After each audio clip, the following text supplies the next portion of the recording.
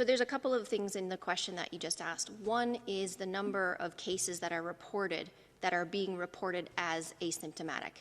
And so we hear from a number of countries that X percentage of them are reported as not having symptoms, or that they are in their pre-symptomatic phase, which means it's a few days before they actually develop severe symptoms.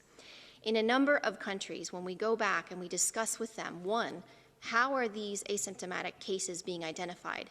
Many of them are being identified through contact tracing, and so which is what we would want to see, in that you have a known case, you find your contacts, they're already in quarantine, hopefully, and some of them are tested, and then you pick up people who may have asymptomatic or no symptoms or even mild symptoms.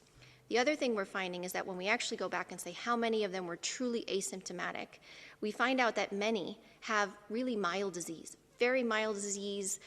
They're not quote unquote COVID symptoms, meaning they may not have developed fever yet, they may not have had a significant cough, or they may not have shortness of breath, but some may have mild disease. Having said that, we do know that there can be people that are truly asymptomatic and PCR positive. The second part of your question is what proportion of asymptomatic individuals actually transmit. So the way that we look at that is we look at these individuals need to be followed carefully over the course of when they're detected and looking at secondary transmission. We have a number of reports from countries who are doing very detailed contact tracing. They're following asymptomatic cases, they're following contacts, and they're not finding secondary transmission onward. It's very rare. And they're not finding secondary transmission onward. It's very rare. And that much of that is not published in the literature. From the papers that are published, there's one that came out from Singapore, looking at a long-term care facility. There are some household transmission studies where you follow individuals over time and you look at the proportion of those that transmit onwards. We are constantly looking at this data, and we're trying to get more information from countries to truly answer this question. It still appears to be rare that an asymptomatic individual actually transmits onward.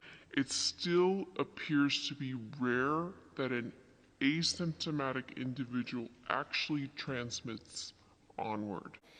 What we really want to be focused on is following the symptomatic cases.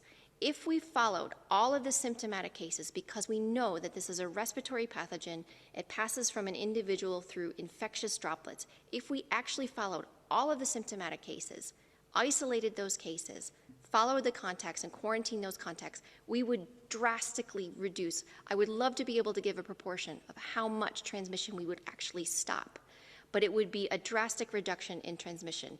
If we could focus on that, I think we would do very, very well in terms of suppressing transmission. But from the data we have, it still seems to be rare that an asymptomatic person actually transmits onward to a secondary individual. It still seems to be rare that an asymptomatic person actually transmits onward to a secondary individual.